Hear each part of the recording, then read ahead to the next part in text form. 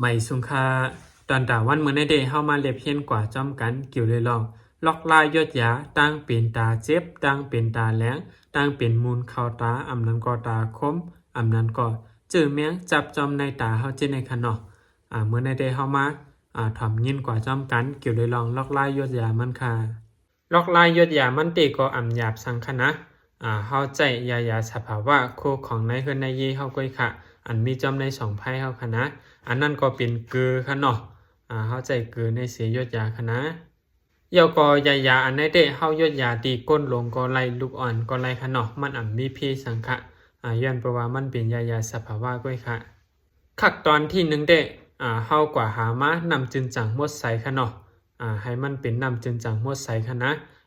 สังว่าเฮาหาซื้อนำจึงจังหมดใสอำไลในสิดาก็เฮาเอาน้ำอุ่นกัดก็เลยอยู่ค่ะนะเฮามาตังน้ำให้ใหม่ๆเสียเป็นเฮาติดไว้ให้มันกัดค่ะเฮาเอาน้ำอุ่นกัดค่ะเนาะหนังหื้อในน้ำนั่นติมีเจอแมงค่ะนะที่2ก็เฮาขึ้นกะเอามากือค่ะใน2ไผเฮาเนี่ยเฮาเอามาจ่อน้ำเนงนั่นขนาดเนาะจ่ออันเล็กๆนั่นเฮาใส่ปัน1จ่อแล้วก็น้ำจึงจังหมดใสเฮาใส่ปันในหวานค่ะหวานกินข้าวค่ะนะให้มันเป็นหวานองค์ค่ะเนาะใส่ปันในหวาน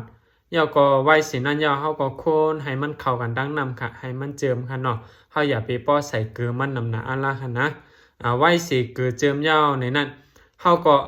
มึนตาในนำเกลือนั่นค่ะมึนตาในนำเกลือนั่นค่ะนะมันติดใจเฮ็ดให้ตั้งเป็นตาเจ็บตั้งเป็นตาแหลงตั้งเป็นตาคมอันนั้นก็มุนมีในตาเฮาจะในแมงเข้าตาเสเป็นมาตาเจ็บจะในค่ะเนาะ